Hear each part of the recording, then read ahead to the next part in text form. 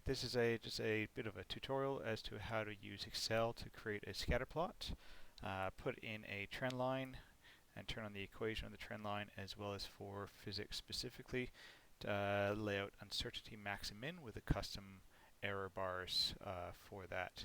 So here I've got my data ready to go.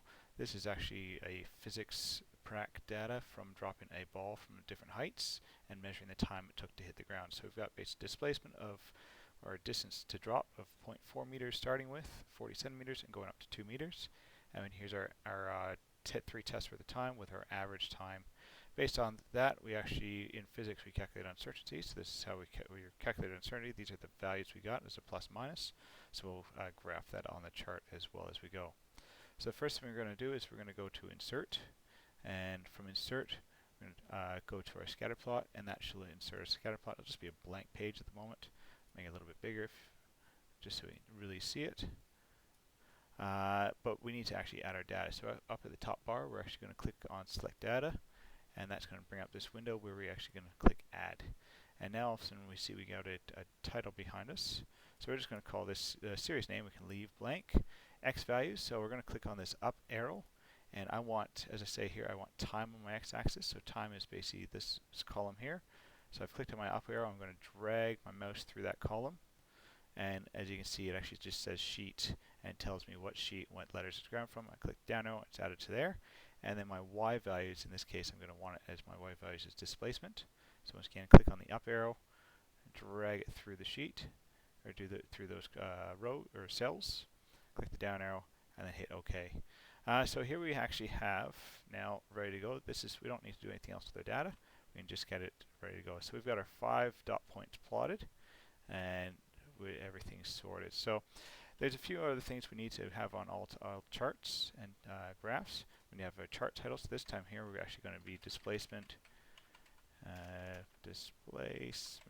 versus time. So just nice easy title, nothing too fancy. But over here we have this little plus. If we click on our graph, we'll actually have this pop up the side. We can change the chart style and a few other things, but we can also add chart elements. If this is not popping up in the top bar up here, there's another way of doing the same thing. It says add chart elements. You can add a whole bunch of different things here. So I always tend to use this little arrow, so I'm going to continue using that. We are going to turn on axes titles straight away. So I'm going to click on that, and you can do one of two things. We can actually kind of select it from the chart, or just double click and put in our title. So this one here, we know our y-axis was displacement, and that's in meters, so don't forget our units. And our x-axis here was time, and this one here is in seconds. Once again, make sure the units are in there. So that's our axes ready to go. Next, what we're going to do is we are actually also going to turn on a trend line. So we can just click this button, and it'll just turn on just a standard straight linear trend line. For maths, that's all we need. For physics, we're going to be doing a few other different trend lines. So we're actually in this case here, I'm going to click over here on this arrow, and we have a few different ready-made options, but I'm going to go to more options instead. So under the more options, I can change my color and my what it looks like, or over here, this last one here, trend line options, I click on that, and I can change my different trend lines. So as you can see, it's automatically already set to linear, which is fine. In this case here, this is actually a polynomial or a quadratic. So with the second order, so it's an x squared graph. So we're going to use that type of trend line, which I've done right here. We can also forecast. So forecasting is actually kind of, you can see the trend line actually only goes from my first data point to my last data point.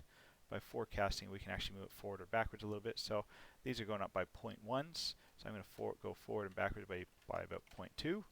And what that does is that has just extended my trend line beyond my data points again, which actually will help me to extrapolate my data. So remember, extrapolation is going beyond the data point. So I can see that basically at a time of 0.8 seconds, or at a height of about 3.3 meters, it should take about 0.8 seconds to drop based off this. Okay, but at the same time, I can go backwards, and it's saying here from a height of about 0.25 meters or 25 centimeters, it should take about 0.1 second. You can see it's actually, if I keep extrapolating, it will actually curve up the other direction a bit more.